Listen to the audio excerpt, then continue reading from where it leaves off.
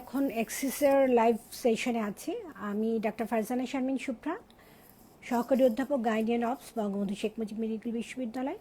আসলে এটা আমার জন্য আজকে প্রথম ক্লাস অ্যাক্সিসে সবার সাথে পড়ি। আমার আজকের টপিক হচ্ছে pregnancy physiological changes during pregnancy. তো আমরা জানি pregnancy is a state of প্রেগনেন্সিতে যেটা হচ্ছে it is a there is progressive change both anatomical, physiological and biochemical changes. And প্রেগনেন্সিতে শরীরের প্রত্যেকটা সিস্টেম এবং প্রত্যেকটা অর্গানেরই চেঞ্জ হয়ে থাকে, এবং মেইনলি চেঞ্জ হয়ে থাকে সেটা হচ্ছে রিপ্রোডাক্টিভ অর্গানগুলোতে। এছাড়াও সব কয়টা সিস্টেমের মধ্যেই কম বেশি চেঞ্জ হয়ে থাকে। তো আজকে আসলে আমি স্লাইড শো করতে পারছি না, ইনশাল্লাহ নেক্সট টাইমে এই প্রবলেমটা হবে না। তো চলে যাই আমরা এই চেঞ্জগুলো কী কী হয়ে থাকে। During pregnancy, this more profound change occur into the genital organ and into the reproductive organ. Besides this, there is a change in the breast, cutaneous change, there is hematological change, cardiovascular change, metabolic changes, respiratory changes, urinary system change, endocrine change, gastrointestinal and hepatobiliary change, and there is also changes in the nervous system, musculoskeletal systems and others. So let's start with the genital organ. Main organ of pregnancy is the uterus, and uterus in মধ্যে main changes টা হচ্ছে during pregnancy. তো usually in non-pregnant stage uterus এর যে size, একটা pregnant uterus এর size এর মধ্যে অনেক চেঞ্জ হয়ে থাকে। Uterus non-pregnant uterus is almost solid, and pregnant uterus যেটা হয়ে থাকে more advance of the pregnancy যে thinning of the muscular layer হয়ে যায়, এবং at term গিয়ে uterusal layer এতই থিন হয়ে যায় যে এটার less than 1.5 সেন্টিমিটার এটার thicknessটা হয়ে থাকে। এবং there is a profound change of the weight of the uterus. Uterus যদি নন প্রেগনেন্ট অবস্থায় এটার ওয়েট থাকে 70 গ্রাম, and at advancing of the pregnancy the uterus changes and it become almost 1100 gram at term. এবং এই চেঞ্জেসটা হচ্ছে মেইনলি বেসিক্যালি ইউট্রাসের muscle change হয়, এটা elastic tissue, collagen tissue, glandular structure, all structure এই চেঞ্জেসটা হয়ে থাকে। And there is a profound change of the volume of the uterus. In non pregnant uterus the volume is less than 10 ml, and as the pregnancy advances the uterine volume changes and it becomes 5 liter at the end of the pregnancy. And what is the mechanism of this change? And সেটা আমাদের জানতে হবে, কারণ আমরা জানি প্রেগনেন্সিতে যে হরমোনগুলো release হয়ে থাকে দ্যাট ইজ এস্ট্রোজেন, প্রোজেস্টেরন, এটাই সবচেয়ে বেশি মানে প্রফাউন্ড ইউটেরাসের যে হরমোনগুলো চেঞ্জ হয়ে থাকে তাদের ইনফ্লুয়েন্সেই মেইনলি ইউটেরাসের এই চেঞ্জগুলো হয়ে থাকে। তো ইউটেরাসের চেঞ্জের মধ্যে প্রথমে যেটা হয়ে থাকে there is stressing and mark hypertrophy of the muscle cell হয়ে থাকে। Beside this there hyperplasia of the muscular cell. There is considerable increase in elastic tissue. So in non pregnant uterus যেটা থাকে যে ইলাস্টিক টিস্যুর অতটা change হয় না, but pregnant ইউটেরাসে এই ইলাস্টিসিটিটার অনেক চেঞ্জ হয়ে থাকে, যে কারণে ইউটেরাস স্ট্রেচ আউট হয় এবং সাইজে ইনক্রিজ করে for this adaptability of the foetus. ফিটাসকে নিয়ে ধারণ করার জন্য মেইনলি ইউটেরাসের এই চেঞ্জগুলো হয়ে থাকে। There is also accumulation of the fibrous tissue, particularly in the external muscle layer. So as a whole কি হচ্ছে, there is a change of this uterine muscle, there is a change of the uterine collagen tissue, and overall যেটা হচ্ছে ইউটেরাসের size বড় হওয়ার জন্য growing ফিটাসকে সে ধারণ করতে পারছে। Now if we consider the size of the uterus, then there is also change in the size. Uterus যদি যেটা থাকে যে একদম first starting few weeks of the প্রেগনেন্সিতে ইউটেরাস একটা পেয়ার শেপ অর্গান থাকে। As long as the pregnancy advances ইউটেরাসের মধ্যে there is change in the corpus and the fundus of the uterus and it become globular. By the end of the 12 weeks the uterus becomes almost spherical, and then subsequently as the pregnancy advances the uterus increases in length and in width and it's assumed like an ovoid shape. And with the ascent of the uterus from the pelvis it is usually undergo dextrorotation. That means ইউটেরাসটা যে চেঞ্জটা হচ্ছে, আমরা জানি uterus অ্যান্টিভার্টেড অবস্থায় থাকে, যখনই pregnancy advances হতে থাকে ইউটেরাসের মধ্যে অ্যাক্সিসের চেঞ্জ হয়ে থাকে, এবং এটা ডান সাইডে অনেকটা কাত হয়ে যায় এটা ফান্ডাসটা, এবং সার্ভিক্সটা যায় লেভো রোটেশন হয়ে থাকে। তো এবং এই জন্য এবং বিকজ এই চেঞ্জটা হচ্ছে ডেক্সট্রো রোটেশন হচ্ছে due to the present of the sigmoid colon on the left side. So left সাইডে সে জায়গা না পাওয়ার জন্যই ডেক্সট্রো রোটেশন হয়, ইউটেরাসের এই অ্যাক্সিসের চেঞ্জ হয়ে থাকে। তো আমরা এই যে ইউটেরাসের যে সাইজের চেঞ্জটা হয় এটা কিন্তু আমরা অ্যান্টিনেটালি আমরা অ্যাসেস করতে পারি এই সাইজটা। যেমন ইউট্রাস যখন 12 উইকস থাকে সেই পর্যন্ত তখনও সে পেলভিক অর্গান থাকে। 12 উইক্সের পরেই ইউট্রাসটা পেলভিক ব্রিম ক্রস করে, অ্যান্ড অ্যাট 20 উইক্সে ইউট্রাসটা থাকছে at the level of the umbilicus, এবং একদম অ্যাডভান্স প্রেগনেন্সিতে নিয়ার অ্যাবাউট টার্ম প্রেগনেন্সিতে ইউট্রাসটা জিফিস্টার্নাম পর্যন্ত থাকে। তো এইভাবে আমরা আইদার ফিতা দিয়ে মানে গজ টেপ দিয়ে আমরা মেজার করতে পারি, অথবা আমরা সিম্পল ফান্ডাল হাইট যেটা ওটা করতে পারি, যে পিউবিক সিম্ফাসের সাথে প্যারালালি আমরা হাত প্লেস করে এই ইউট্রাসের সাইজের চেঞ্জগুলো আমরা মেজার করে থাকি। এখন আমরা জানি যে ইউট্রাসে, এবং তোমরাও জানো যে ইউট্রাসের পার্ট আছে বডি। ইউট্রাসের হলো বডি থাকে, দেন হচ্ছে গিয়ে ইসমাস থাকে, সার্ভিক্স, এই 3টা পার্ট। এবং এই বডির মধ্যে আবার কি থাকতেছে, ফান্ডাস থাকতেছে এবং বডি। আর ইসমাস হচ্ছে একটা পার্ট যেটা in between the body of the uterus and the cervix. তো এখন ইউট্রাসে যখন যে চেঞ্জগুলো হয়ে থাকে, অ্যাজ এ হোল ইউট্রাসের বডিরও চেঞ্জ হচ্ছে, সবচেয়ে বেশি চেঞ্জ হয়ে থাকে ইউট্রাসের ফান্ডাস, তারপরে ইউট্রাসের ইসমাসও চেঞ্জ হয়ে থাকে, সার্ভিক্যালও চেঞ্জ হয়ে থাকে।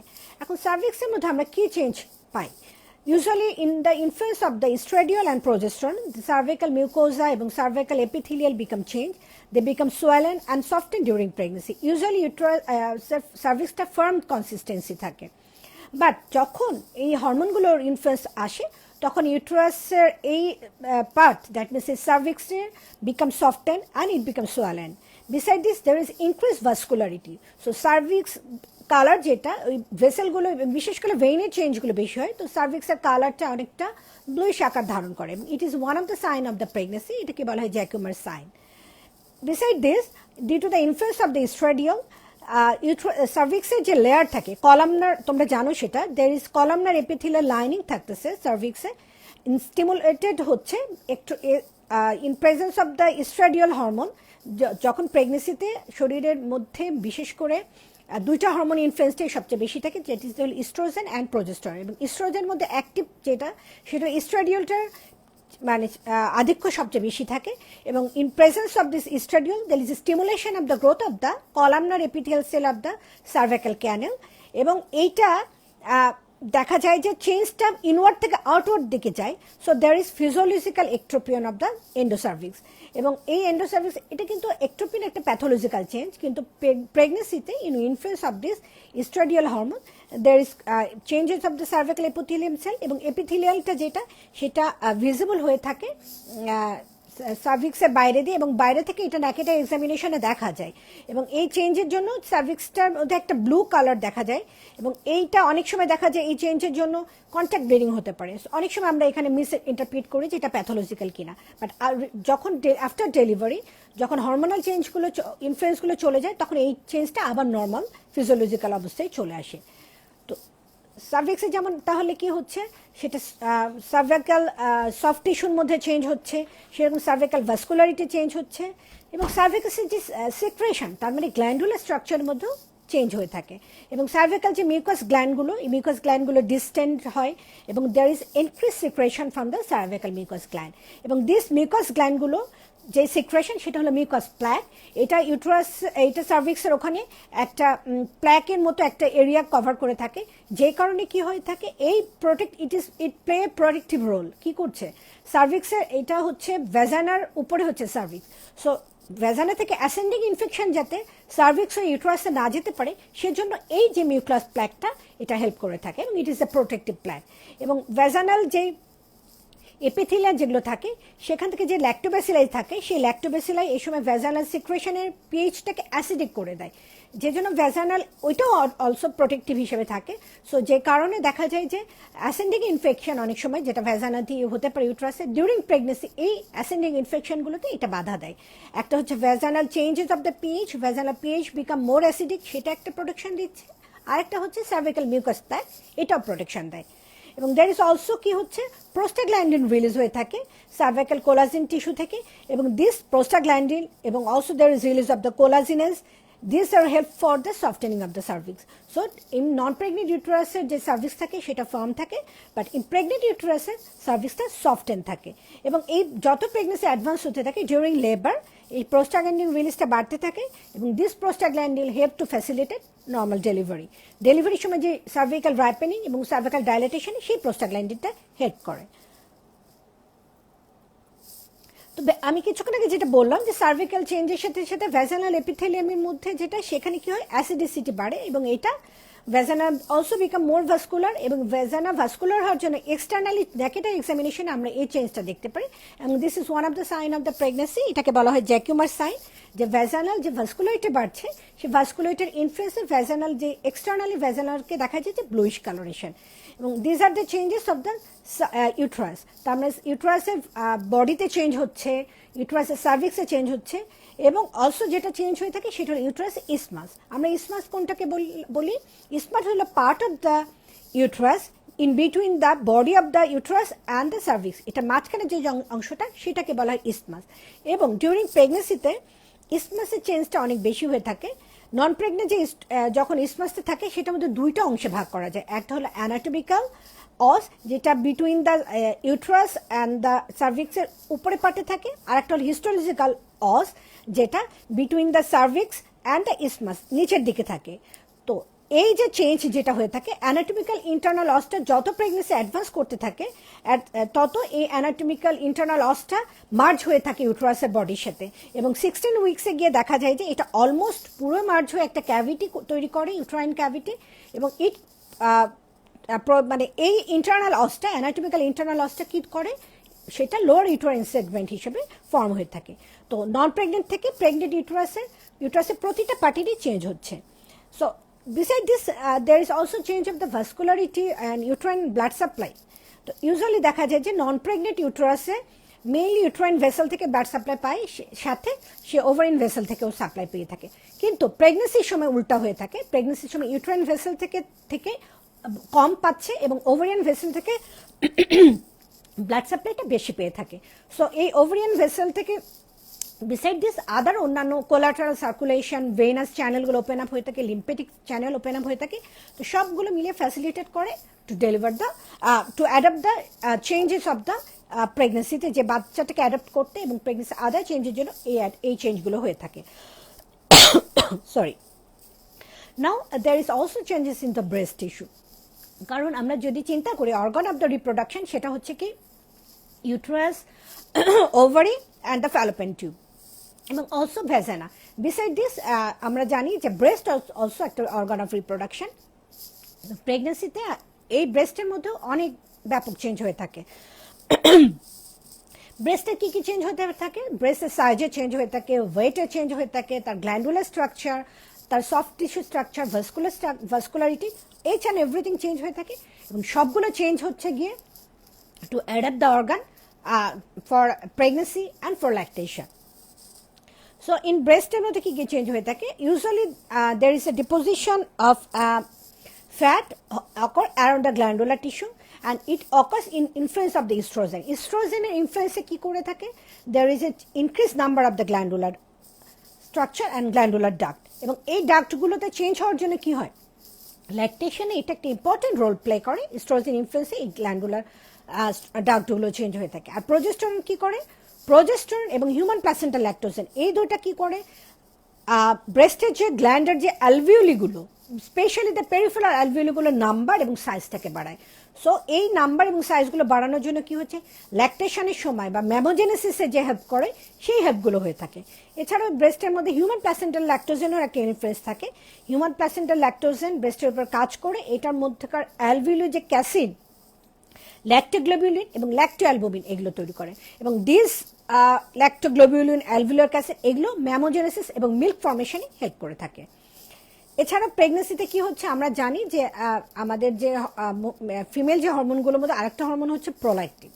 ডিউরিং প্রেগনেন্সি সেই প্রোল্যাক্টিন লেভেলটা ইনক্রিজ করে থাকে and this increase prolactin level কি করে দিস অ্যান্টাগোনাইজ বাই দ্য ইস্ট্রোজেন এবং in pregnancy there is no lactation initially, but after delivery যখন ইস্ট্রোজেনের ইফেক্টটা চলে যায়, প্লাসেন্টা যখন আউট হয়ে যায় তখন ইস্ট্রোজেন প্রোজেস্টেরন যে ফল করে তাতে তখন কি হয়ে থাকে প্রোল্যাক্টিন হরমোনের লেভেলটা বাড়ে এবং তখনই দেখা যায় যে ব্রেস্ট থেকে মিল্কটা ইজেকশন হচ্ছে। বাট ডিউরিং প্রেগনেন্সি ইউজুয়ালি মিল্কটা ইজেকশন হয় না, বাট সামটাইমস অনেক সময় দেখা যায় যে অনেক সময় 12 উইক্স থেকেও একটু একটু করে স্টিকি মতো ডিসচার্জ অনেকের হয়ে থাকে, এবং ইটস ডিপেন্ড করে যে ইউজুয়ালি প্রাইমারি গ্র্যাভিডা মার থেকে যারা মাল্টি তাদের ক্ষেত্রে এই জিনিসটা বেশি হয়ে থাকে।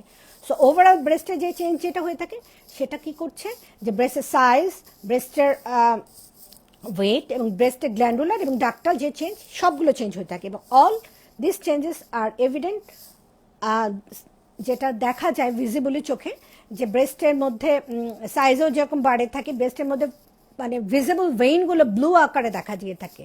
তো আমরা যখন অ্যাজ এ অবস্টেট্রিশিয়ান যখন এক্সামিনেশন করি প্রেগনেন্ট মাদের, তখন কিন্তু এই চেঞ্জগুলো আমরা দেখতে পারি। এছাড়াও সাধারণত ব্রেস্টের মধ্যে অ্যারাউন্ড 2 ধরনের অ্যারিওলা তৈরি হয়। ব্রেস্টের একটা নিপল থাকছে, তার পিছনে থাকতেছে অ্যারিওলা, তার পিছনে একটা মানে একটা হালকা দাগ মতো সেকেন্ডারি অ্যারিওলা, সেটাও প্রেগনেন্সিতে তৈরি হয়ে থাকে। এবং সাধারণত অ্যারিওলা যে সেভাসের যে গ্ল্যান্ডগুলো সেগুলো তেমন প্রমিনেন্ট থাকে না নন প্রেগনেন্ট স্টেটে, বাট ডিউরিং প্রেগনেন্সিতে এই গ্ল্যান্ড যেই ভিতরকার যে গ্ল্যান্ড যেটা থাকছে সেভাসিয়াস গ্ল্যান্ডগুলো, এগুলো প্রমিনেন্ট হয়ে থাকে এবং এগুলো থেকে কিছু সিক্রেশন হয়ে থাকে, এবং এগুলোকে তখন বলা হয়ে থাকে মন্টগোমারিস টিউবারকেল। এবং দিস মন্টগোমারিস টিউবারকেল কি করতেছে, it is a sign of the pregnancy, এবং এটার জন্য ইট ফ্যাসিলিটেড ল্যাকটেশন, এটাকে হেল্প করে, এবং এখান থেকে কিছু স্লিপারি সিক্রেশন হয় যেটা বাচ্চাকে ল্যাকটেশনে হেল্প করে থাকে। So this are all change, that is the physiological change in breast টিস্যুতে। এবং আমরা যদি চিন্তা করি যে আফটার ডেলিভারি কি হয়ে থাকে, usually 48 hour after the birth there is rapid decrease of the oestrogen level.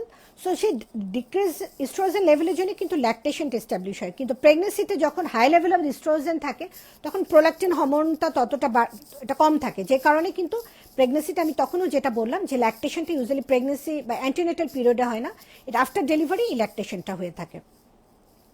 এবং ইনিশিয়ালি যেই আর্লি পিউপুরিয়ামে যে সিক্রেশনটা ব্রেস্ট থেকে হয় সেটা হলো ক্লোস্ট্রাম, এবং এটার মধ্যে কি থাকে, it is at the thick yellow secretion এবং it is rich in immunoglobulin. এবং যত অ্যাডভান্স, যত ল্যাকটেশনটা তত ভালো স্ট্যাবলিশ হয়ে থাকে যত বাচ্চা সাকিং করবে, কারণ সাকিং রিফ্লেক্সে কি হয়ে থাকে, অ্যান্টেরিয়র পিটুইটারির উপর ইফেক্ট করে এবং পোস্টো পিটুইটারি থেকেও ইফেক্ট করে। অ্যান্টেরিয়র পিটুইটারি থেকে কি করে, প্রোল্যাকটিন, এবং পোস্টো পিটুইটারি থেকে কি করতেছে, এই অক্সিটোসিন, এগুলো রিলিজ হয়ে থাকে, এবং সেই প্রোল্যাকটিনটা কি করে, মিল্ক তাকে প্রোডাকশন করে, আর অক্সিটোসিন মায়োএপিথেলিয়াল সেলগুলোকে কন্ট্রাক্ট করে ইজেকশন অফ দ্য মিল্ক করে। এবং এই চেঞ্জগুলো সবগুলোই আমাদের বডির যে চেঞ্জটা হচ্ছে to adapt with the pregnancy. Beside this আমরা যেটা আরেকটা চেঞ্জ যেটা হয়ে থাকে, যে কিউটেনিয়াস চেঞ্জ হয়ে থাকে প্রেগনেন্সিতে। কিউটেনিয়াস চেঞ্জ মানে আমাদের স্কিনের একটা চেঞ্জ হয়ে থাকে, যেটা কি হয়ে থাকে, স্কিনের মধ্যে accumulation of the fat and accumulation of the fluid হয় due to the influence of the hormone. So এই কারণে স্কিনগুলো ওভার স্ট্রেচিং হচ্ছে, এবং ওভার স্ট্রেচিং হওয়ার জন্য স্কিনের মধ্যে 2 ধরনের চেঞ্জ হয়ে থাকে, একটা হচ্ছে স্ট্রায়া গ্র্যাভিডারাম হয়, একটা হচ্ছে লিনিয়ার নাইগ্রা। লিনিয়ার নাইগ্রা একটা লাইন যেটা ফ্রম দ্য জিফিস্টার্নাম থেকে শুরু করে পিউবিক সিম্ফিসিস পর্যন্ত একটা কালো মতো দাগ হয়ে থাকে, ভার্টিক্যালি থাকে, এটাকে বলা হয়ে থাকে লিনিয়ার নাইগ্রা। আর স্ট্রায়া গ্র্যাভিডারাম হচ্ছে ইউজুয়ালি এটা এভিডেন্ট হয়ে থাকে 20 উইক্সের পর থেকে বেশি, এবং বিলো আম্বিলিকাস লেভেল এটা হয়ে থাকে। এগুলো কিছুটা অ্যাসিমেট্রিক্যাল এক একটা দাগ মতো হয়ে থাকে, মানে এটা, এবং কোনো মানে ডিফিউজলি এটা স্প্রেড হয়ে থাকে, এটা ডিউ টু দ্য ওভার স্ট্রেচিংয়ের জন্য কোলাজেন টিস্যুগুলো এবং ইনক্রিজ ভাস্কুলারিটির জন্য এটা হয়ে থাকে। এবং আফটার ডেলিভারি দেখা যায় এই লিনিয়ার নাইগ্রা যেটা সেটা ফেন্ট হয়ে যায়, এবং স্ট্রায়া গ্র্যাভিডারামটা পরে স্ট্রায়া হিসেবে থেকে যায়, সাদা সাদা পিগমেন্টেশন হিসেবে এটা থেকে যায়, এটাকেই কিন্তু বলা হয়ে থাকে বার্থ মার্ক। আর কি চেঞ্জ হয়ে থাকে প্রেগনেন্সিতে, যেটা আমি বলছিলাম যে মেইন চেঞ্জ হয়ে থাকে রিপ্রোডাক্টিভ অর্গান এবং এন্ডোক্রাইনোলজিক্যাল সিস্টেম। এখন আসি আমরা এন্ডোক্রাইনোলজিক্যাল সিস্টেমের কি কি চেঞ্জ হয়ে থাকে প্রেগনেন্সিতে। প্রেগনেন্সিতে এন্ডোক্রাইন হরমোনগুলো যেগুলো, most of the endocrine hormone are peptide hormone এবং স্টেরয়েডাল হরমোন। নন প্রেগনেন্ট ইউটেরাসের ক্ষেত্রে এগুলো স্পেসিফিক্যালি এই হরমোনগুলো রিলিজ হয়ে থাকে বা সিনথেসিস হয়ে থাকে এন্ডোক্রাইন গ্ল্যান্ড থেকে। বাট ইন প্রেগনেন্সিতে কি হয়ে থাকে, এন্ডোক্রাইন গ্ল্যান্ড থেকে ছাড়াও প্লাসেন্টা একটা temporary organ of the reproduction হিসেবে কাজ করে, এবং তখন প্লাসেন্টা থেকেও এই হরমোনগুলো রিলিজ হতে থাকে। এবং এই হরমোনগুলো মেইন ফাংশনটা কি হচ্ছে, to facilitate the pregnancy, to facilitate labour, এবং to facilitate the increase change এবং অ্যাডাপ্টেশন, মানে প্রেগনেন্সি অ্যাডাপ্টেশন ফিটাস সব কিছুর জন্য এই হরমোনগুলো স্পেসিফিক্যালি দায়ী। তো এই প্রেগনেন্সি স্পেসিফিক তার মধ্যে কিছু কিছু হরমোন আছে, যেমন প্রেগনেন্সি স্পেসিফিক হিউম্যান কোরিওনিন গোনাডোট্রফিন, এটাই হলো সবচেয়ে স্পেসিফিক হরমোন প্রেগনেন্সিতে, এসিজি যেটাকে আমরা বলি। এটা দুইটা ইউনিট আছে, আলফা ইউনিট এবং বিটা সাব ইউনিট। দুইটা ইউনিটের মধ্যে বিটা সাব ইউনিটটা দিয়ে কিন্তু আমরা প্রেগনেন্সি পজিটিভ কিনা এই টেস্ট আমরা করে থাকি। যে ইউরিনারি প্রেগনেন্সি টেস্ট যেটা আমরা অনেক করি, সেটা হলো বিটা সাব ইউনিটটাকে ডিটেক্ট করা হয়ে থাকে এবং রেডিও ইমিউনো এইটা বিটা সাব ইউনিটটা পজিটিভ যদি হয়ে মানে পাওয়া গেলে সেটাকে ধরা হয়ে থাকে প্রেগনেন্সি পজিটিভ। বাট এটারও ব্যাপার আছে যে সবসময় যে এসিজি বাড়লেই, বিটা এসিজি বাড়লেই যে প্রেগনেন্সিটা ভালো বা ভায়াবল এটা না। অনেক কারণে কিন্তু আবার এই বিটা এসিজিটা বডিতে রাইজ হয়। যেমন ট্রোপোব্লাস্টিক টিউমার যদি হয়ে থাকে, কোরিওকার্সিনোমা যদি হয়ে থাকে, সেগুলো ক্ষেত্রেও কিন্তু এসিজি লেভেলটা বাড়ে। তবে প্রেগনেন্ট যে এসিজি লেভেল এবং এই সমস্ত এই কন্ডিশনে, এইসব প্যাথোলজি কন্ডিশনে এসিজি লেভেল কিন্তু এক না। আর একটা জিনিস হয়ে থাকে যেটা যে এসিজি লেভেল যেটা, এটার সাথে আমাদের এসিজির সাথে টিএসএইচ এর একটা সিমিলারিটি আছে। সো প্রেগনেন্সিতে দেখা যায় যে বিটা সাব ইউনিটের সাথে সাথে টিএসএইচ লেভেলটাও অনেক সময় এই এসিজির ইনফ্লুয়েন্সে বেড়ে থাকে। তো এখন আসি আমরা তাহলে এইটার ডিটেলসটা আমি একটু বলি তোমাদেরকে।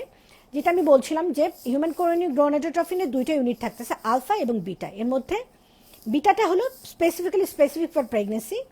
এটা প্রডিউস হয় বাই ট্রোপোব্লাস্টের থেকে এবং এটা ডিটেক্ট হয়ে থাকে within few days of implantation হওয়ার সাথে সাথে এটা ডিটেক্ট হয়ে থাকে এবং দিস বিটা সাব ইউনিট দিয়েই আমরা ডিটেক্ট করি যে পেশেন্ট প্রেগনেন্সি কিনা। ইউরিনারি বিটা এসিজি থেকে ব্লাডের বিটা এসিজিটা আর্লি ডিটেক্টেড হয়ে থাকে। ইউরিনারি বিটা এসিজি ডিটেক্ট হতে হলে লাস্ট পিরিয়ডের থেকে 7 days মিসড হলে তখন আমরা টেস্ট করে দেখতে পারি। বাট যেটা হচ্ছে ব্লাডে দিয়ে যদি আমরা ডিটেক্ট করি প্রেগনেন্সি পজিটিভ কিনা, সেটা আমরা ইমপ্লান্টেশন হওয়ার সাথে সাথে আমরা, ফলে আর্লি ডিটেকশনের ক্ষেত্রে প্রেগনেন্সির ক্ষেত্রে আমরা বিটা এসিজি দিয়ে আমরা সেটা করে থাকি। এছাড়া বিটা এসিজি কিন্তু প্রেগনেন্সি মনিটরিং হয়ে থাকে। ইউজুয়ালি 24 আওয়ারের মধ্যে বিটা এসিজি ডাবলিং হয়ে থাকে। কোনো প্রেগনেন্সি যদি ভায়াবল প্রেগনেন্সি হয়ে থাকে এবং ভালো প্রেগনেন্সি হয়ে থাকে তাহলে কিন্তু 24 ঘন্টার মধ্যে ডাবলিং হতে থাকে বিটা এসিজি। বাট কোনো ক্ষেত্রে যদি একটোপিক প্রেগনেন্সি বা অ্যাবর্শন হয়ে থাকে তাহলে কিন্তু বিটা এসিজি এই ডাবলিংটা হয় না, বিটা এসিজি লেভেলটা ধীরে ধীরে কমতে থাকে। এবং এই বিটা এসিজিটা যেটা, সেটা হচ্ছে গিয়ে সাধারণত যতক্ষণ পর্যন্ত কর্পাস লুটিয়াম ফর্ম করে সেটা 10 উইকস পর্যন্ত, এবং পরবর্তীতে এই কর্পাস লুটিয়াম ফর্ম করার জন্য কর্পাস লুটিয়াম থেকে প্রজেস্টেরন হরমোন রিলিজ হয়ে থাকে, সেটাতে প্রেগনেন্সিটা মেনটেন করে। কিন্তু যখন প্লাসেন্টা তৈরি হয়ে যায় নিয়ার অ্যাবাউট 12 উইক্সের কাছে, যখন প্লাসেন্টা ফর্মেশন শুরু হতে থাকে, তখন এই প্রজেস্টেরন হরমোনটা মেইনলি প্লাসেন্টা থেকে তৈরি হয়ে থাকে। তখন আর এসসিজির লেভেলগুলো আস্তে আস্তে সেটা কমতে থাকে এবং দেখা যায় যে একটা নির্দিষ্ট সময় পর গিয়ে এসিজি লেভেলটা একটা স্ট্যাটিক লেভেল মেনটেন করতে থাকে।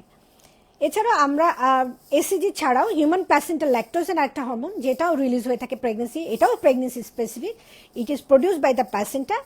এটা সাধারণত এটার সাথে মিল রয়েছে প্রোল্যাকটিন অ্যান্ড হিউম্যান গনাডোট্রপিক হরমোনের সাথে। এছাড়া আর রিলিজ হচ্ছে ইস্ট্রোজেন এবং প্রজেস্টেরন।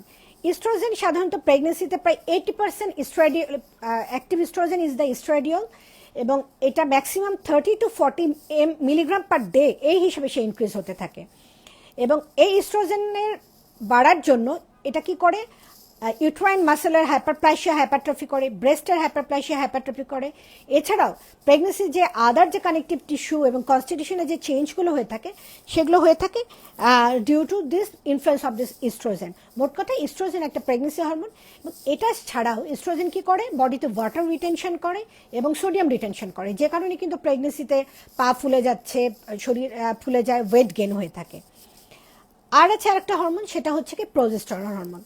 প্রজেস্টেরন হরমোনটাও রিলিজ হচ্ছে এইটা এখানে প্লাসেন্টা থেকেও রিলিজ হয়ে থাকে, এছাড়াও পিটুটারি থেকেও, এখানে ওভারি থেকেও প্রজেস্টেরন রিলিজ হয়ে থাকে। এবং প্রজেস্টেরন কি কাজ করে, ইউট্রাস এবং ইস্ট্রোজেন এবং প্রজেস্টেরনের মধ্যে কাজের পার্থক্য আছে। ইস্ট্রোজেন যেটা করছিল বললাম যে হাইপারট্রফি এবং হাইপারপ্লাসিয়া করতেছে, প্রজেস্টেরন আবার কি করে, এটা হচ্ছে বডিটাকে বা ইউট্রাসটাকে প্রেগনেন্সিটাকে ধরে রাখার জন্য প্রিপেয়ার করে রাখে। প্রজেস্টেরনের কাজ হলো ইউট্রাসের যে স্মুথ মাসেল সেটা টোনটাকে কমিয়ে দেওয়া। এজন্য কি হচ্ছে, না হলে তো প্রেগনেন্সিতে দেখা যেত বডির মধ্যে যে একটা ফিটাস, এটা একটা ফরেন হিসেবে সে কাউন্ট করে সেটাকে সে রিজেক্ট করে দিত, কিন্তু তা কিন্তু হচ্ছে না। উল্টা কি হচ্ছে, আমাদের বডির মধ্যে একটা ফরেন জিনিস সে আস্তে আস্তে বেড়ে উঠতেছে, এবং ইউট্রাসের মধ্যে প্রজেস্টেরন সেই কাজটা করছে, সে ইউট্রাসের মাসেলগুলোর টোনটাকে বা মাসেলের কন্ট্রাক্টিলিটিটাকে কমিয়ে দিচ্ছে। এই জন্য যারা অ্যাবর্শন প্রন বা যাদের রিপিটেড অ্যাবর্শনের হিস্ট্রি থাকে বা প্রিম্যাচুর যাদের ডেলিভারি হিস্ট্রি থাকে, তাদেরকে কিন্তু আমরা প্রজেস্টেরন এক্সটার্নালি আমরা দিয়ে থাকি ফর মানে ইউট্রাসটাকে ঠান্ডা রাখার জন্য।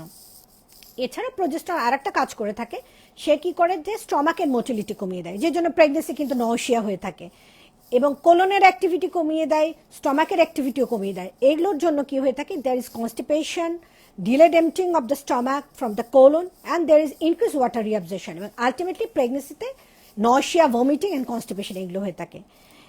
এছাড়াও সে কি করে থাকে, প্রজেস্টেরন আরেকটা রোল আছে আমাদের ভেসেলের উপরে, ইউটেরাইন ভেসেলের উপর।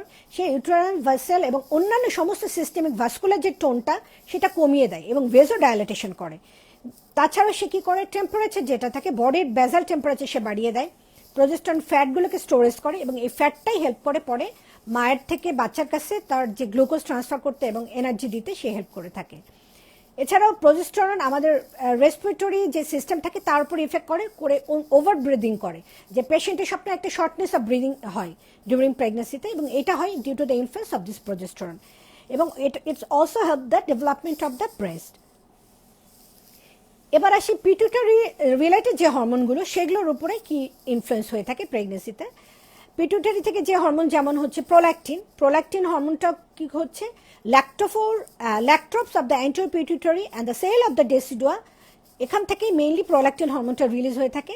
এছাড়া অ্যামনিওটিক ফ্লুইডের মধ্যে থেকেও কিন্তু প্রোল্যাকটিন রিলিজ করে। This stimulated by the estrogen, এবং স্লিপ মানে ঘুমালে এবং ইস্ট্রোজেনের ইনফ্লুয়েন্সে প্রোল্যাকটিন হরমোনের সিক্রেশন বাড়ে।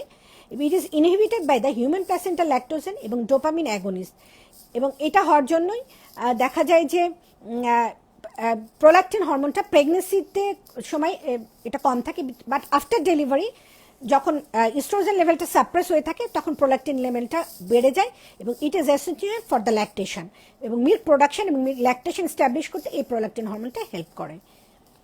এছাড়া আর যেটা তৈরি হয়ে থাকে সেটা হলো হিউম্যান গ্রোথ হরমোন, এটাও pituitary related hormone. During pregnancy production of the antipituitary hormone suppress, and এই সাপ্রেশনের জন্য কি হচ্ছে,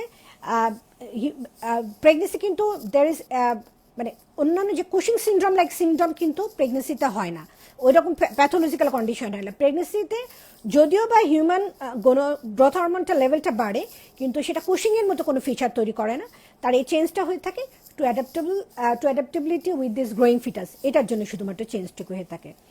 এছাড়াও এসিটিএইচ যে হরমোন সেটাও প্লাসেন্টা দিয়ে রিলিজ, এটার ব্লক থাকে, ফলে মার কাছ থেকে ফিটাসের কাছে এই অ্যাড্রিনোক্রটিকোট্রপিক হরমোনটা যায় না।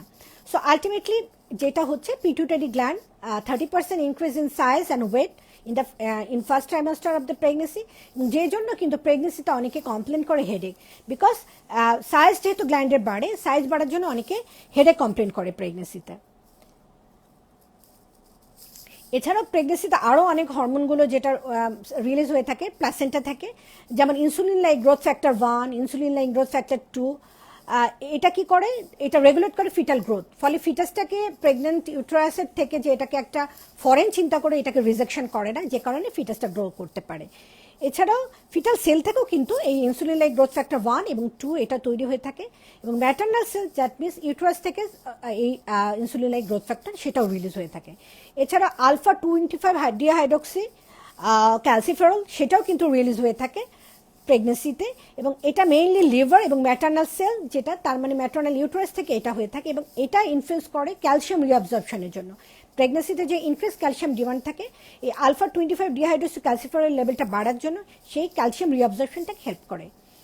তো এছাড়াও রেনিন, অ্যাঞ্জিওটেনসিন, পেপটাইড, আদার যে হরমোনগুলো সেগুলো এই প্রেগনেন্সিতে এগুলো চেঞ্জগুলো হয়ে থাকে, এবং সবগুলো চেঞ্জই মেইনলি হয়ে থাকে প্রেগনেন্সিটাকে যাতে কন্টিনিউ করতে পারি সেজন্য। নাও আমরা এখন আসি যে মেটাবলিজমের উপর কি ইফেক্ট করে থাকে। আমি যেটা বলছিলাম যে প্রত্যেকটা সিস্টেমকে ইফেক্ট করে থাকে, সো মেটাবলিক যে সিস্টেম যেটা সেটার উপরেও কিন্তু প্রেগনেন্সির ইফেক্ট আছে। তো মেটাবলিজমের মধ্যে যদি আমি চিন্তা করি কার্বোহাইড্রেট, তো সাধারণত দেখা যায় যে ফার্স্ট হাফ অফ দ্য প্রেগনেন্সিতে ফাস্টিং ব্লাড গ্লুকোজ কনসেন্ট্রেশনটা কমে যায়, কারণ কি হয়, মার থেকে বাচ্চার কাছে গ্লুকোজটা ট্রান্সফার হয়ে যায়, যেন ফাস্টিং লেভেলে মায়ের ব্লাড গ্লুকোজ কনসেন্ট্রেশনটা কমে যায়। কিন্তু এখানে কি হয়ে থাকে, প্রেগনেন্সিতে যেটা হয়ে থাকে প্লাজমা ইনসুলিনের লেভেলটা তেমন চেঞ্জ হচ্ছে না in first half of the pregnancy, but second হাফে গিয়ে কিন্তু প্লাজমা ইনসুলিন লেভেলে চেঞ্জ হয়ে থাকে, এবং এই সময় ফার্স্ট হাফে একটা abnormal pattern of the OGTT হয়ে থাকে। অনেকে দেখা যায় যে রেনাল থ্রেশহোল্ড অফ ইনসুলিনের এটা বেড়ে যায়, যে কারণে অনেকের রেনাল গ্লাইকোসুরিয়া হয়ে থাকে। তার মানে এই ক্ষেত্রে অনেক সময় ব্লাড গ্লুকোজ লেভেল ইউরিন দিয়ে ব্লাড গ্লুকোজটা চলে যেয়ে থাকে। তো ফার্স্ট হাফে এই চেঞ্জগুলো হয়ে থাকে। আর during second half of pregnancy কী হচ্ছে, there is a delay in reaching the peak glucose level, there is increased glucose values of about 80%, there is increased plasma insulin, but there is relative insulin resistance in the periphery. So ultimately এই রেজাল্টে কি হচ্ছে, মা থেকে বাচ্চার কাছে গ্লুকোজগুলো যেতে পারছে, কারণ বাচ্চার ইনক্রিজিং সাইজ হওয়ার জন্য, বাচ্চার এনার্জি লেভেলের জন্য গ্লুকোজটা দরকার হয়ে থাকে। তো এই increase glucose level, increase plasma insulin এবং রিলেটিভ ইনসুলিন রেজিস্ট্যান্স, আলটিমেটলি এটার এন্ড রেজাল্ট হচ্ছে মায়ের থেকে ব্লাড গ্লুকোজটা বাচ্চার কাছে যাচ্ছে। এবং এখানে আর বিসাইড দিস ইনসুলিন বাইন্ডিং যে গ্লোবিউলিন যেগুলো থাকছে সেগুলো লেভেলও কিন্তু প্রেগনেন্সিতে অন্যান্য হরমোনের মতো এই লেভেলটাও বেড়ে যেয়ে থাকে। এছাড়াও প্যানক্রিয়াসের যেটা হয়ে থাকে, প্যানক্রিয়াস একটা এন্ডোক্রাইন গ্ল্যান্ড, ওটার মধ্যেও প্যানক্রিয়াসের ল্যাঙ্গারহ্যান্স সেল, বিটা সেল এবং আদার সেল যেগুলো, সবগুলো সেলে কিন্তু সাইজ ইনক্রিজ হয়ে থাকে। মোট কথা প্রেগনেন্সিতে মোটামুটিভাবে দেখা যায় যে প্রত্যেকটার সাইজ, ব্লাড ফ্লো এবং তাদের সিক্রেশন সবগুলোই বাড়ে। এবার আসি আমরা ফ্যাট মেটাবলিজমের উপর ইফেক্ট করে। প্রেগনেন্সি কিন্তু ওভারবেস হয়ে যাচ্ছে একটা মা, আমি যেটা বলছিলাম যে প্রেগনেন্সি নন প্রেগনেন্ট অবস্থা থেকে প্রেগনেন্ট অবস্থাতে দেখা যায় যে ফার্স্ট ট্রাইমেস্টার থেকে একদম লাস্ট ট্রাইমেস্টার পর্যন্ত একটা মা মোটামুটি 12 কেজি পর্যন্ত ওজন গেইন করে, এবং সেই 12 কেজি ওজনের মধ্যে রিপ্রোডাক্টিভ অর্গানিক 6 কেজি মতো এবং আদার সিস্টেমগুলোতে 6 কেজি মতো ওজন তার বাড়ে। এবং এর মধ্যে ফ্যাট মেটাবলিজমের মধ্যে যেটা হয়ে থাকে, বডিতে ফ্যাট স্টোরেজ হয়ে থাকে। 4 kg of the fat is stored by the 30 weeks of the gestation, এবং mostly this is deposited in the abdominal wall, in the back and in the thigh, মানে ফ্যাটগুলো এই এরিয়াতে ডিপোজিট হয়ে থাকে, যে অ্যাবডোমিনাল ওয়াল। এবং এইখানে আরেকটা জিনিস মাথায় রাখতে হবে যে এই ফ্যাটগুলো যে ডিপোজিট হচ্ছে, এই ফ্যাটগুলো কিন্তু মানে নর্মাল আমরা যেটা জানি, ফ্যাটের যদি আমি ভাগ করে বলি তাহলে এইচডিএল, এলডিএল প্রত্যেকটাই কিন্তু প্রেগনেন্সিটা বাড়ে, কিন্তু প্রেগনেন্সিতে কিন্তু অ্যাথেরোস্ক্লেরোটিক চেঞ্জ হয় না, কারণ এই ফ্যাটগুলোর কোনো অ্যাথেরোস্ক্লেরোটিক ইফেক্ট নাই, যে কারণে ফ্যাট ডিপোজিট হচ্ছে। সবগুলো ফ্যাটই আলটিমেটলি লাইপোলাইসিসের মাধ্যমে বা লাইপোজেনেসিস হয়ে আলটিমেটলি গ্লুকোজ ফর্ম করে, এবং সেই গ্লুকোজগুলো মা থেকে বাচ্চার কাছে যায়। এবার আসি আমরা থাইরয়েড হরমোন বা থাইরয়েড ফাংশনের উপর কী চেঞ্জ হয়ে থাকে। ইউজুয়ালি প্রেগনেন্সিতে টিএসএইচ লেভেলটা এটা সাপ্রেস থাকে ডিউ টু দ্য এসসিজি, কারণ এসসিজির সাথে আমি যেটা বলছিলাম যে টিএসএইচের একটা সিমিলারিটি রয়েছে। তো এসসিজি প্রেগনেন্সিতে যখন ম্যাক্সিমাম থাকে, ইট সাপ্রেস দ্য ম্যাটারনাল টিএসএইচ, এবং it is usually first trimester এই চেঞ্জটা হয়ে থাকে। এবং এই কারণে প্রেগনেন্সিতে এসসিজি এবং টিএসএইচের সিমিলারিটি থাকার জন্য এক্সেসিভ ভমিটিং এবং নয়শিয়া করে থাকে, but it usually improve after first trimester. এবং এই সময় প্রেগনেন্সিতে যে থাইরয়েড বাইন্ডিং যে গ্লোবিউলিন লেভেলগুলো বাড়ে, এই জন্য এই সময় প্রেগনেন্সিতে থাইরয়েডের হরমোনাল যে ফিজিওলজিক্যাল চেঞ্জ হচ্ছে, সাইজের অর্গানটা বেড়ে যায়, ব্লাড সাপ্লাই বাড়ে, এবং হরমোনের লেভেলগুলো বাড়লেও ফ্রি T4 বা ফ্রি T3 কিন্তু বাড়ে না। কারণ কি, প্রেগনেন্সি যে বাইন্ডিং যে গ্লোবিউলিন থাকছে, থাইরয়েড বাইন্ডিং গ্লোবিউলিন, এইটার সাইজ, এইটার নাম্বার বাড়ার জন্য ফ্রি T3 বা T4টা ওইটা পাওয়া যাচ্ছে না, এবং সাধারণত ফ্রি T3 T4 যেটা, সেটা প্লাসেন্টা ক্রস করতে পারে। সেই জন্য প্রেগনেন্সিতে দেখা যেয়ে থাকে যে ম্যাটারনাল যদি হাইপার থাইরয়েডিজম থাকে, সেক্ষেত্রে আমরা যে ড্রাগগুলো দিয়ে থাকি সেটা কিন্তু প্লাসেন্টা ব্যারিয়ার ক্রস করে মায়ের কাছে যায়, কিন্তু হাইপোথাইরয়েডিজম যদি কোনো মায়ের থাকে, তাকে আমরা যে থাইরয়েডের যে ওষুধ দিয়ে থাকছি সেটা কিন্তু ওই প্লাসেন্টার ব্যারিয়ার ক্রস করে বাচ্চার কাছে যায় না। সো এটা একটা বেনিফিশিয়াল ইফেক্ট। নাও আসি আমরা ক্যালসিয়াম মেটাবলিজমে, যেটা আমি বলছিলাম যে প্রেগনেন্সিতে ক্যালসিয়ামের মেটাবলিজমের চেঞ্জ হয়ে থাকে। কারণ কি, আমাদের মা গ্রোয়িং ফিটাসের জন্য ক্যালসিয়াম যেমন দরকার, কারণ তার স্কেলিটাল ডেভেলপ করতে হবে, সে কারণে এই সময় ক্যালসিয়াম রিঅ্যাবজর্পশন হয়ে থাকে। এবং এই সময় ক্যালসিয়াম রিঅ্যাবজর্পশনটা কীভাবে হয়ে থাকে, হরমোন যেটা থাকছে সে ইস্ট্রোজেন, প্রোজেস্টেরন, এগুলো এই ক্যালসিয়াম মেটাবলিজমের ইফেক্ট করে থাকে। 40% মানে 40% ক্যালসিয়াম বাউন্ড থাকে অ্যালবুমিনের সাথে, এবং প্রেগনেন্সিতে প্লাজমা অ্যালবুমিন লেভেল কমে যায়, প্লাজমা ক্যালসিয়াম লেভেলগুলো কমে যায়, কিন্তু মার কাছ থেকে বাচ্চার কাছে ক্যালসিয়াম ঠিকই চলে যায়। এবং এই ক্যালসিয়ামগুলো কি করে, মায়ের মধ্যে যে গ্যাস্ট্রোইন্টেস্টাইনাল ট্র্যাক্ট থেকে ক্যালসিয়ামের অ্যাবজর্পশনটা বাড়ে, রেনাল ট্র্যাক্ট থেকেও সে ক্যালসিয়ামের অ্যাবজর্পশনটা বাড়িয়ে সে ক্যালসিয়াম যেটা পাচ্ছে সেইটা সে মার কাছ থেকে বাচ্চার কাছে সেটা ট্রান্সফার করছে এবং সেই ক্যালসিয়ামটা বাচ্চার মিনারেল স্কেলিটাল যে সিস্টেমগুলোকে ডেভেলপ করতে সাহায্য করে থাকে এবং এই ক্যালসিয়াম অ্যাবজর্পশনটা বাড়ে 125 ডাইহাইড্রক্সি কোলিক্যালসিফেরল দিয়ে এবং এটা ইনফ্লুয়েসড হয়ে থাকে পিটুইটারি পোস্ট প্যারাথাইরয়েড হরমোন এটা দিয়ে এবং প্রেগনেন্সিতে প্যারাথাইরয়েড হরমোনের সিক্রেশনও বেড়ে থাকে এবং অ্যাজ এ হোল এই চেঞ্জের জন্য যেটা হয়ে থাকে মার কাছ থেকে বাচ্চার কাছে ক্যালসিয়াম ট্রান্সফার হয়ে থাকে। আচ্ছা, আর এবার আসি আমরা কর্টিকোস্টেরয়েড এবং রেনিন অ্যাঞ্জিওটেনসিন সিস্টেমের মধ্যে কি হয়ে থাকে, যেটা হচ্ছে ট্রোপোপ্লাস্টিক সেল যেগুলো আছে সেগুলো কর্টিকোট্রপিক রিলিজিং ফ্যাক্টর এবং এসিটিএইচ এই দুটা রিলিজ করে এবং সেটা রেগুলেট করে activity of the foetal adrenal gland myometrium এবং possibly maternal adrenal gland. There is increase cortisol which progressively occur during pregnancy and it mostly bound to the cortisol binding globulin. So ACTH also regulate maternal cortisol level because there is a lack of diurnal fluctuation of the cortisol and it is attenuated response to the dexamethasone suppression. So as a whole যেটা কি করে এই ক্ষেত্রে fluid retention হয়, ভেজোডাইলেটেশন হয়ে থাকে, কিন্তু blood pressure কিন্তু প্রেগনেন্সিতে সেরকমভাবে এফেক্ট হয় না এবং কিডনি দিয়ে যেটা কি হয়ে থাকে গ্লোমেরুলার ফিল্ট্রেশন রেটটা বেড়ে যায়, যে জন্য দেখা যায় serum creatinine, blood urea level, blood uric acid level এই লেভেলগুলো কমে যায় প্রেগনেন্সিতে। Now weight changes in the pregnancy, যেটা আমি বলছিলাম যে প্রেগনেন্সিতে একটা কিছুক্ষণ আগে আমি বলেছি যে প্রেগনেন্সিতে অ্যাজ ওয়েল প্রায় 12 কেজি মতো প্রেগনেন্সিতে মায়ের ওয়েটে চেঞ্জ হয়ে থাকে এবং সাধারণত এই ওয়েট চেঞ্জগুলোটা ফার্স্ট হাফে ততটা হয় না, সেকেন্ড হাফ অফ প্রেগনেন্সিতে এই ওয়েট চেঞ্জটা হয় প্রায় 0.5 কেজি পার উইক অথবা 2 কেজি পার মান্থ হিসাবে এবং নিয়ার টু টার্মে গিয়ে এই ওয়েট গেইনটা কমে যায় এবং এই আফটার 40 উইকস এই ওয়েট গেইনটা আবার কমতে থাকে, মানে ওয়েট দেখা যায় যে আবার নর্মাল সাইজ যেটা আফটার ডেলিভারি আসতে থাকে এবং এই ওয়েট গেইনটা হওয়ার কিছুটা তো পজিটিভ ইফেক্ট থাকে, সেটা হচ্ছে this increase weight gain is causes the growth of the conception এবং মানে অর্থাৎ শরীরে যে বডির ওয়েট যেটা গেইন হচ্ছে এটার জন্য কি কি হেল্প করতেছে, ফিটাসটাকে গ্রোথ করতে হেল্প করতেছে, ম্যাটার্নাল যে অর্গানগুলোকে সেগুলোকে এনলার্জমেন্ট করতেছে, maternal storage of the fat and protein করে এবং this ultimately lead to the increase maternal blood volume এবং ইনক্রিজ ইন্টেস্টাইনাল ফ্লুইড এবং অ্যাজ এ হোল যে এই ওয়েট গেইন যেটা হচ্ছে সেই ওয়েট গেইন 6 কেজির মধ্যে দেখা যাচ্ছে ব্রেস্টের সাইজে চেঞ্জ হচ্ছে প্রায় 1 থেকে 1.5 কেজি, ইউট্রাস 0.5 থেকে 1 কেজি নিয়ার টু টার্ম হয়ে যাচ্ছে, ফিটাস এবং প্যাসেন্টার ওয়েট হয়ে থাকে 5 কেজি এবং বডিতে প্রোটিন স্টোরেজ এবং ফ্যাট স্টোরেজ যেগুলো হয় সেগুলোতে প্রায় 4 থেকে 4.5 কেজি চেঞ্জ হয় বা এক্সেস হয় এবং ওয়াটার এবং ইলেকট্রোলাইট রিটেনশন করে প্রায় 1 থেকে 1.5 কেজি ওয়েট গেইন করে। তো আলটিমেটলি এভাবে এই 12 কেজি চেঞ্জটা করে থাকে। তো এখন আসি আমরা হেমাটোলজিক্যাল চেঞ্জেস কি হয়ে থাকে প্রেগনেন্সিতে। আমি যেটা বলছিলাম প্রেগনেন্সিতে যেমন ইনক্রিজ ভাস্কুলারিটি হয়ে থাকে, সিস্টেমে প্রত্যেকটা জায়গাতেই প্রেগনেন্সিতে চেঞ্জ হয়ে থাকে এবং এই চেঞ্জটা হয় due to the influence of the estrogen এবং প্রোজেস্টেরন। কি করে তারা, there is increase concentration of the estrogen and progesterone during pregnancy and this act directly on the kidney, this causes release of the renin, this renin কি করে activated করে aldosterone renin angiotensin mechanism, so there is retention of the sodium and there is retention of the body water এবং ultimately this lead to the increased blood volume and increased plasma volume.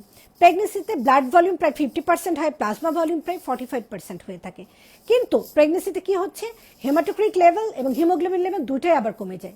কারণ এটা খুব interesting জিনিস, তাই না, যে প্রেগনেন্সিতে আমরা fluid retention হচ্ছে, প্রেগনেন্সিতে ব্লাড ভলিউম বাড়ছে, প্লাজমা ভলিউম বাড়ছে, বাট কেন হিমোগ্লোবিন লেভেল বা হিমোটোক্রিট লেভেল কমে যাচ্ছে? এটার কারণ হচ্ছে দের ইজ এ হেমোডাইলিউশন হয়, প্রোফাউন্ড হেমোডাইলিউশন হয় এবং এই হেমোডাইলিউশন হওয়াটা কিন্তু বেনিফিশিয়াল। এই হেমোডাইলিউশনটা হওয়ার জন্য কি করা যায়, it allow adequate perfusion of the vital organ including the placenta and the foetus এবং এটা প্রেগনেন্সিতে ডেলিভারির সময় যে ব্লাড লস হয় সেই ব্লাড লসটা যেটা হচ্ছে সেটা একটা ডাইলুটেড ব্লাড লস হচ্ছে, ফলে বডি থেকে যে হিমোগ্লোবিন চলে যা যেটা সেটা কিন্তু এটা বাধা দিচ্ছে, ফলে এটা একটা বেনিফিশিয়াল যে প্রেগনেন্সির এই যে ফিজিওলজিক্যাল যে একটা এনিমিয়া হচ্ছে বা হেমোডাইলুশন হচ্ছে এটা ইনক্রিজ পারফিউশন করছে ভাইটাল অর্গানকে ইনক্লুডিং প্যাসেন্টা এবং also to the fetus and this blood loss যেটা হচ্ছে যে ডেলিভারিতে যখন এই পাতলা ব্লাডটা যেহেতু লস হয়ে যাচ্ছে সেটা বডির হিমোগ্লোবিন লেভেলটাকে কমিয়ে দিচ্ছে না, ফলে আফটার ডেলিভারি দেখা যায় যে হিমোগ্লোবিন লেভেলটা আবার বেড়ে যায়। এছাড়া কোয়াগুলেশন ফ্যাক্টরের উপরে কিন্তু প্রেগনেন্সিতে চেঞ্জ হয়ে থাকে। আমরা প্রেগনেন্সিকে বলি এটা ইট is A hyper coagulable state. কেন? বিকজ প্রেগনেন্সিতে কোয়াগুলেশনের যে ফ্যাক্টরগুলো থাকে কিছু লেভেল বাড়ে, কিছু লেভেল কমে, এবং আলটিমেটলি এন্ড রেজাল্ট যেটা হয় হাইপার কোয়াগুলেবল চেঞ্জ। কি হচ্ছে সেখানে? দের ইজ প্রোকোয়াগুলেন্ট যে ফ্যাক্টর যেগুলো, যেমন factor 7, 8, 9, factor 10, factor 12 and fibrinogen, এই লেভেলগুলো প্রেগনেন্সিতে বেড়ে যায়। কিন্তু অ্যান্টিকোয়াগুলেন্ট যেমন প্রোটিন এস অ্যাক্টিভিটি, অ্যান্টিথ্রম্বিন 3A, এই লেভেলগুলো প্রেগনেন্সিতে ডিক্রিজ করে, এবং আলটিমেটলি দিস ফ্যাক্টর এই চেঞ্জগুলোর জন্য দের ইজ ইনক্রিজ ইএসআর হয়। অনেক সময় আমরা এই ইএসআর রাইজটাকে আমরা মনে করতে পারি যে এটা বোধহয় প্যাথোলজিক্যাল, কিন্তু না।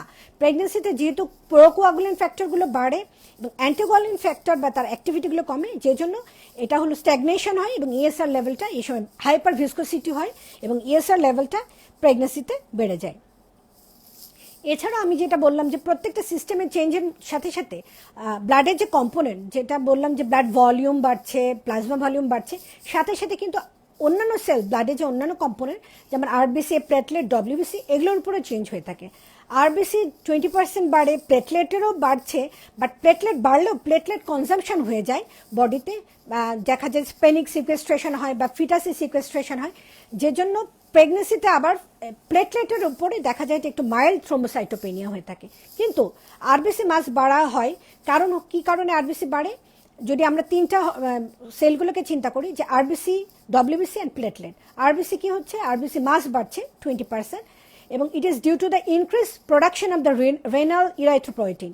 So there is increase RBC, এবং এই ইনক্রিজ আরবিসি হওয়ার জন্য কি করতেছে? এই ইনক্রিজ আরবিসি থাকার জন্য অক্সিজেনটাকে মার কাছ থেকে ফিটাসে নিতে এই আরবিসি মাস বাড়ার জন্য সেটা হেল্প করে।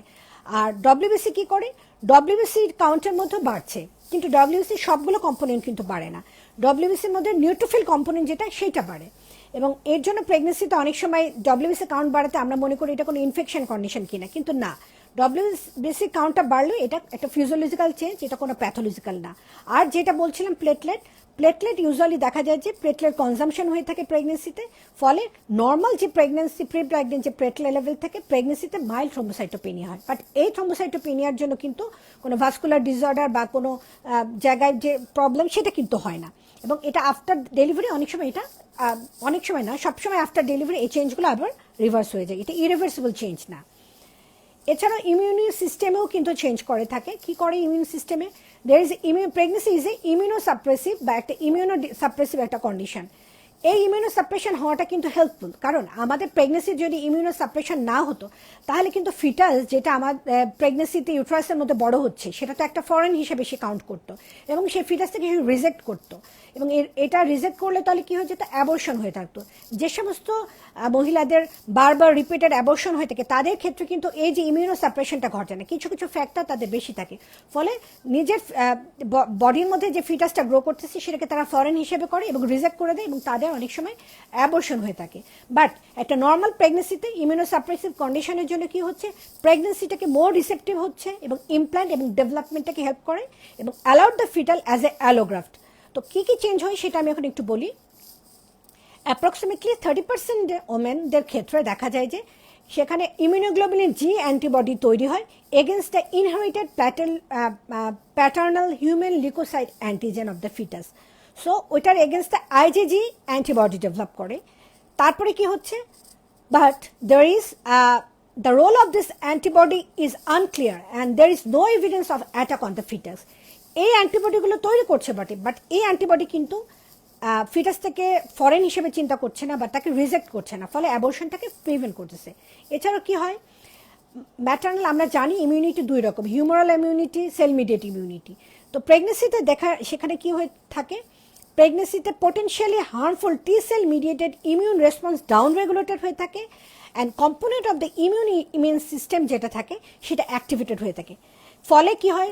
দের is reduce number of the cytotoxic T cell during pregnancy. সব কিছু আলটিমেটলি যেটা রেজাল্ট যেটা হয়ে থাকে, it allowed the foetal allograft to implant and develop. তো আলটিমেটলি প্রেগনেন্সিটি ইমিউনোসাপ্রেসিভ কন্ডিশন হওয়া সত্ত্বেও এই কন্ডিশনটাও হওয়া সত্ত্বেও ইট ইজ বেনিফিশিয়াল, কারণ ইটস অ্যালাউ করতেছে ফিটালকে ইমপ্ল্যান্ট করতে এবং ডেভেলপ করতে। আদারওয়াইজ সেখানে দেখা যায় যে যদি এগুলো না করতো তাহলে ইউট্রাসের ভিতরে বা বডির মধ্যে যে একটা ফিটাস গ্রো করতেছে সেটাকে ফরেন হিসেবে যদি তারা বডি সেটাকে চিন্তা করতো তাহলে সেটা কিন্তু রিজেকশন করলে তখন অ্যাবর্শন হওয়ার চান্স থাকতো। এখন আসি আমরা কী কী চেঞ্জ হচ্ছে কার্ডিওভাস্কুলার সিস্টেম। কার্ডিওভাস্কুলার সিস্টেমে যদি প্রথমে আসি হার্টের, সেখানে বোট অ্যানাটমিক্যাল চেঞ্জ হয়, ফিজিওলজিক্যাল চেঞ্জ হয়। অ্যানাটমিক্যাল চেঞ্জ বলতে কী হয়ে থাকে, হার্ট কী করে, due to the gravity uterus যেহেতু ডায়াফ্রামটাকে উঠিয়ে দেয়, ডায়াফ্রাম প্রায় অ্যাবাউট 4 সেন্টিমিটার উপরের দিকে উঠে যায়, so there is rotation of the হার্টের axis and it's rotate on the left side এবং অ্যাপেক্সটা টুয়ার্ডস লেফট বেশি চলে যায়, লেফট অ্যান্ড আপওয়ার্ডসের দিকে যায়। এবং এই গ্র্যাভিড ইউটেরাস এবং ডায়াফ্রামের এই এলিভেশনের জন্যই এই চেঞ্জ হয়ে থাকে হার্টের অ্যাক্সিসের ক্ষেত্রে। There is also change in the heart size.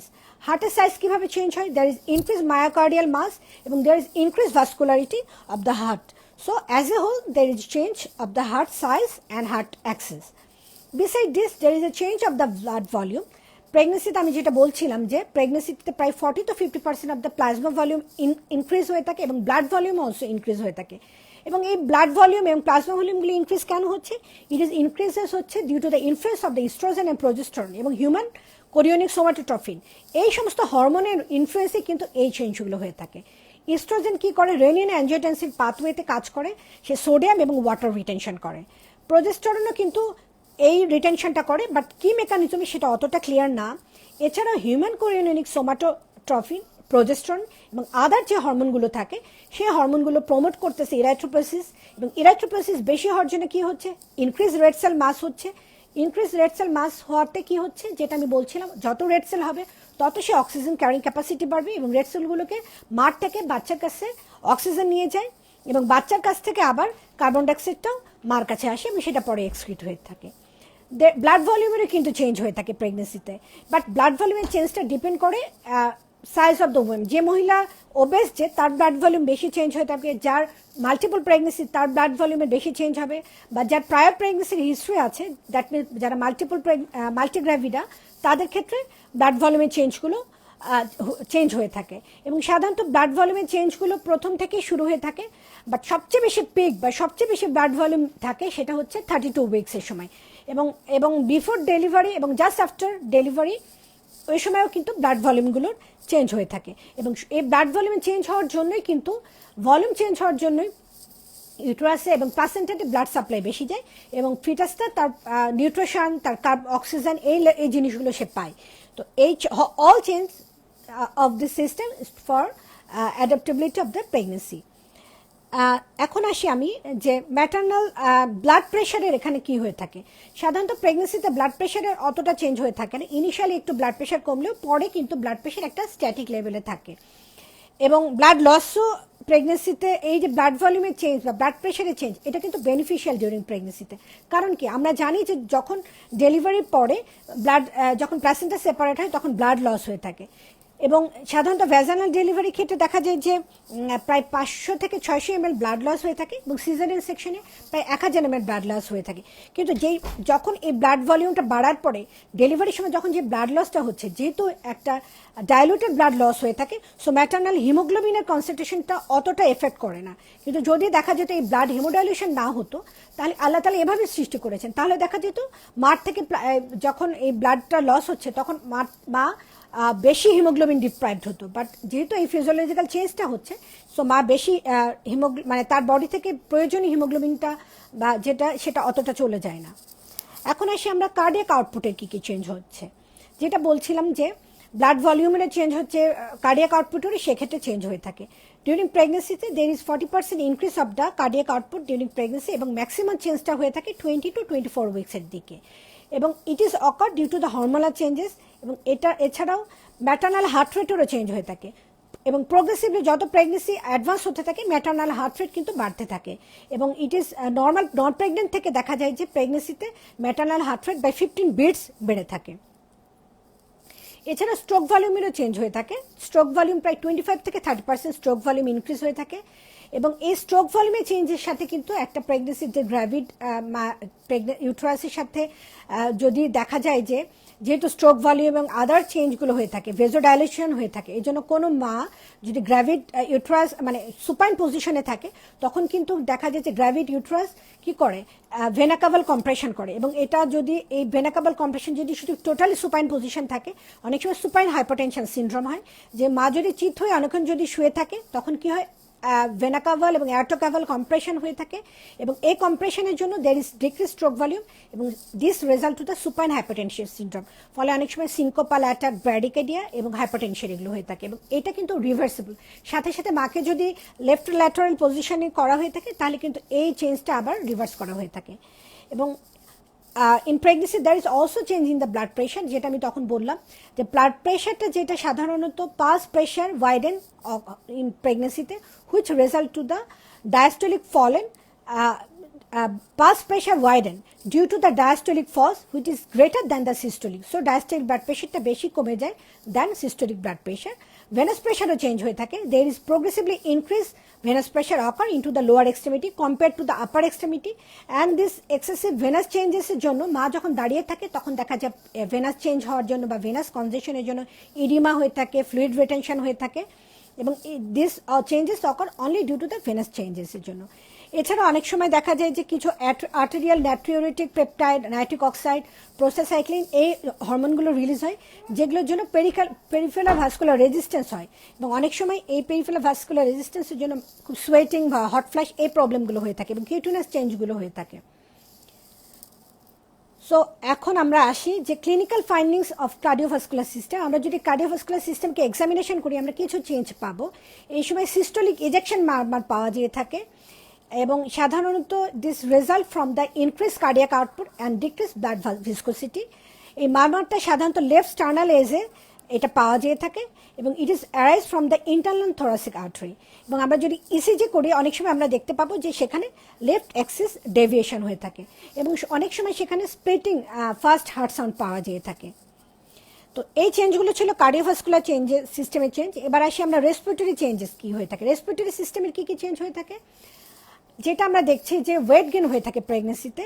So weight gain হওয়ার জন্য কি হয়ে থাকে, শুধুমাত্র যে বডিতে অ্যাবডোমিনাল ওয়ালে বা বাটক বা চিন বা আদার জায়গাতে বা ব্রেস্ট টিস্যুতেই যে শুধুমাত্র ওয়েট মানে ফ্যাট ডিপোজিট হয় তা না, নেক, ওরোফ্যারিঞ্জিয়াল টিস্যু, চেস্ট ওয়াল এগুলো সবগুলোতেই কিন্তু ফ্যাট ডিপোজিট হয়ে থাকে, এবং এই ফ্যাট ডিপোজিট হওয়ার জন্য কি করে, সেখানে এয়ারওয়ে ইডিমা করে এবং সেটা কম্প্রোমাইজ করে এয়ারওয়েকে। সো সাধারণত যে ল্যারিংসকে নর্মাল যেটা আমরা ইনটিউবেট করতে গেলে ল্যারিংসটাকে ভিজিবল হয়ে থাকে, প্রেগনেন্সিতে কিন্তু সেটা হয় না, মানে হা করলে আমরা ল্যারিংসের ওই এয়ারওয়ে ওটা দেখতে পাই না, কারণ সব জায়গাতে ফ্যাট ডিপোজিট হয়ে থাকে, এবং এই জন্যই কিন্তু দেখা যায় ওটা যে মারা শ্বাস নিতে সমস্যা হয়, সবসময় একটা মনে হয় শর্টনেস অফ ব্রিথ হয়ে থাকে, এবং একটু খাওয়া দাওয়া করলে তাদের হাঁসফাঁসনেসটা এটা বাড়তে থাকে এই শর্টনেস অফ ব্রিথের জন্য। এছাড়াও দেখা যেয়ে থাকে যে ভেন্টিলেশনেরও চেঞ্জ হয়ে থাকে, এবং এই ventilation there is increase ventilation occur, এবং ভেন্টিলেশন এই ইনক্রিজেস ভেন্টিলেশন অকার কখন থেকে শুরু হয়, it begins around the 8 week of gestation, and it is mostly likely responses it occur due to the response of the progesterone, and it is related to the sensitization of the respiratory center to the carbon dioxide and increase in metabolic rate. So ultimately this result to the increase in ventilation.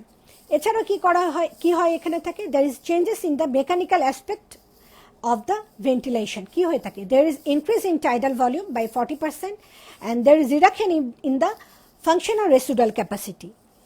এবং there is also anatomical changes of the thoracic case. There is elevation of the diaphragm by 4 cm due to the enlarging uterus and reconfiguration of the chest wall, and these changes leading to the lung volume and increase in the pulmonary blood flow. So অক্সিজেনেশনের change এখানে হয়ে থাকে।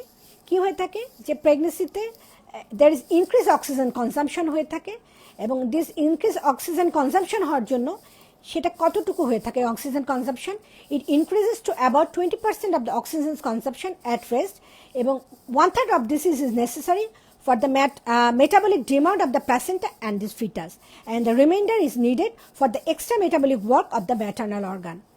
এছাড়াও কি হয়ে থাকে যে there is increased oxygen consumption and there is reduced this increased oxygen consumption কি করে, it reduces the maternal oxygen reserve and it predisposes to pregnant women to hypoxemia and hypocapnia. যেটা আমি বলছিলাম যে প্রেগনেন্সিতে মাদের একটা হাইপার ভেন্টিলেশন হচ্ছে, ফলে সে অক্সিজেনটা কম নিতে পারছে এবং এখানে যে জন্য কি হয় সবসময় মনে হয় যে একটা শ্বাসকষ্ট হচ্ছে, এ ধরনের একটা ফিলিংস হয়ে থাকে, বাট দিস ইজ ফিজিওলজিক্যাল। এখন আমরা যদি আসি আর্টেরিয়াল ব্লাড গ্যাসেস কি হয়ে থাকে, এখানে প্রেগনেন্সিতে যেটা হয়ে থাকে, due to the increase in the progesterone, subsequently there is increase in the alveolar ventilation, so there is decrease in the partial pressure of the carbon dioxide. এছাড়াও কি হয়ে থাকে, there is slightly increase and this slightly increased level of the arterial gas, this lead to the increase in the partial pressure of the oxygen. এছাড়াও এখানে metabolic alkalosis হয়ে থাকে প্রেগনেন্সিতে, so acid bed ব্যালেন্সে যে চেঞ্জ হয়ে থাকে সেখানে কি হয়ে থাকে, মেটাবলিক অ্যালকালোসিস হয়ে থাকে। কারণ এখানে দেখা যায় যে কার্বন ডাইঅক্সাইড রিটেনশন, বায়োকার্বনেট যেটা সেই কার্বনিক অ্যাসিড তৈরি করে সেটা, এই জন্য মেটাবলিক অ্যালকালোসিস হয়ে থাকে। নাও আসি আমরা জাস্ট গ্যাস্ট্রোইন্টেস্টাইনাল ট্র্যাক্ট এবং হেপাটোবিলিয়ারি সিস্টেম, এইখানে কি চেঞ্জ হয়ে থাকে। প্রেগনেন্সিতে যত অ্যাডভান্স হতে থাকে বডির প্রত্যেকটা সিস্টেমে সেটা ইনফ্লুয়েন্স হতে থাকে, গ্যাস্ট্রোইন্টেস্টাইনাল ট্র্যাক্টও তার ব্যতিক্রম নয়। দেখা যায় যে কি, as the gestational age in pregnancy increases, the size of the uterus increases and there is also it gives us pressure to the stomach and there is intestinal motility কমিয়ে দিয়ে থাকে। সো এই ইনক্রিজ যেটা হয়ে থাকে যে uterus যখন বাড়তে থাকে স্টমাকের উপর প্রেশার দিয়ে থাকে, সো এখানে গ্যাস্ট্রোইসোফেজিয়াল রিফ্লেক্স হয়ে থাকে, এই জন্য প্রেগনেন্সিতে হার্টবার্ন এই প্রবলেমটা কিন্তু খুব কমন। আবার যেটা কি করে থাকে, হরমোনগুলোর ইনফ্লুয়েন্সে ইন্টেস্টাইনাল মোটিলিটি কমে থাকে, বিশেষ করে প্রজেস্টেরন, যেটা কি করছে নওশিয়াও যেমন করে থাকে সেই ক্ষেত্রে কনস্টিপেশনও করে থাকে।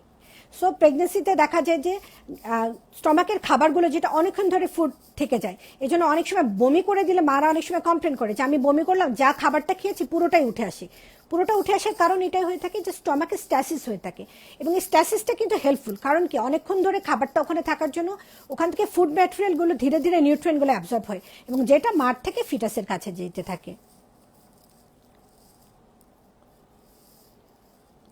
তো সেটাই আর কি যেটা বলছিলাম যে increase in the progesterone level causes lower esophageal sphincter tone to that related to the esophageal reflex, there is increased placental production of the gastrin which increases the gastric acidity, সেই জন্য হার্টবার্ন হয়ে থাকে, and the reduced motility of the gut which result in a delay of the gastric emptying এবং this lead to the constipation.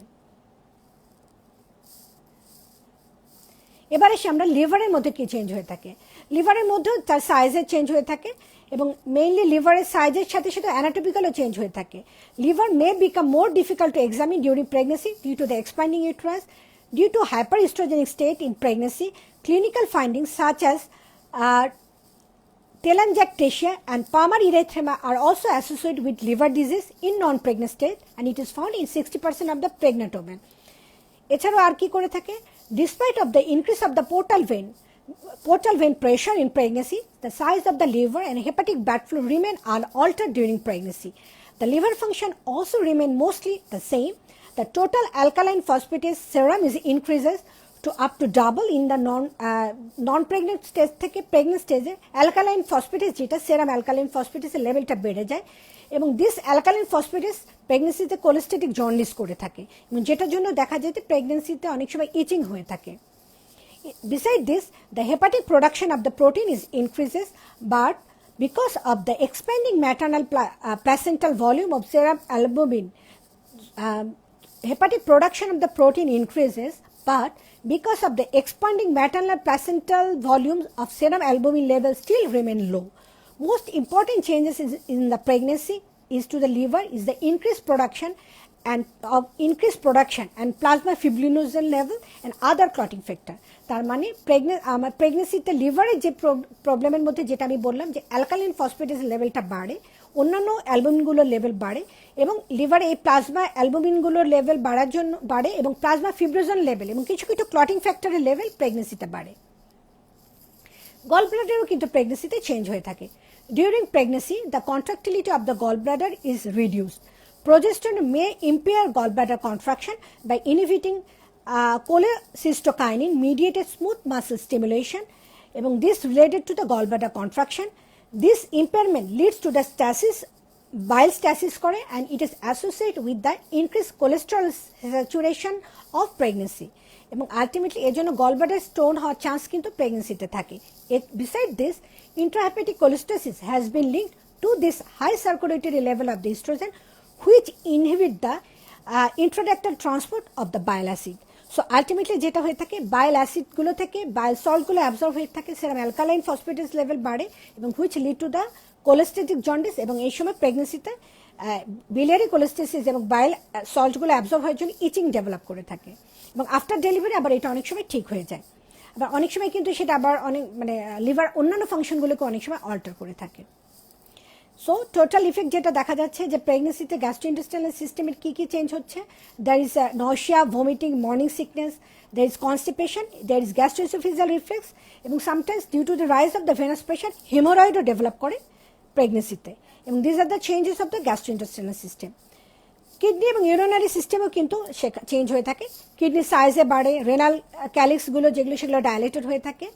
তো কী কী anatomical change হচ্ছে, there is increase in the length of the kidney size, it is about 1 to 2 centimeter, calyx, renal pelvis and ureter become dilated, and there is এই dilatation হয় এবং gravid ইউটেরাসগুলো এই renal পেলভিসে গিয়ে অনেক সময় প্রেশার দেয়, যেই জন্য অনেক সময় দেখা যায় যে ক্যালিশিয়াল ডাইলেটেশনের সাথে সাথে অনেক সময় অবস্ট্রাকটিভ মানে রেনাল অবস্ট্রাকশন মানে ইউরেটারিক অবস্ট্রাকশন হয়ে থাকে, সো সেটা ডাইলেটেড ক্যালিক্স হয়ে থাকে। And this anatomical changes predispose pregnant women to the ascending urinary tract infection. এই জন্য প্রেগনেন্সিতে কিন্তু এই স্ট্যাসিস হওয়ার জন্য urinary tract ইনফেকশনগুলো খুব common. But by the 6th week of the postpartum, renal dimension return to the pre-pregnancy level. এই জন্য ডেলিভারির পরে এটা কিন্তু ইরিভার্সিবল চেঞ্জ, এবং এটা আফটার ডেলিভারি এই চেঞ্জগুলো আবার নর্মালে চলে যায়।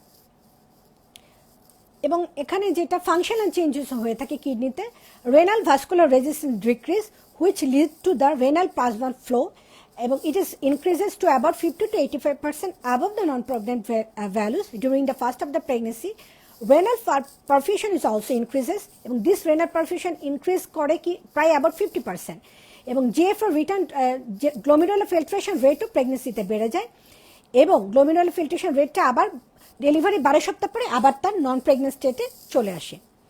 ফাংশনাল চেঞ্জেস যেটা বলছিলাম, আমি প্রথমেই বলেছিলাম এই কথাটা, যে renal clearance of creatinine increases as the GFR is rises, and urinary protein loss normally does not exceed 300 milligram over 24 hours, which is similar to the non-pregnant state. But কখনো যদি রেনাল প্রোটিন এক্সক্রিশনটা বাড়ে, সেটা কিন্তু pathological. যেমন প্রিএক্লাম্পসিয়াতে কী হয়ে থাকে, renal protein এক্সক্রিশনটা বাড়ে, so body থেকে প্রোটিনটা বেড়ে যাওয়ার জন্য ইডিমা এবং হাইপারটেনশন এগুলো তখন দেখা যেতে থাকে।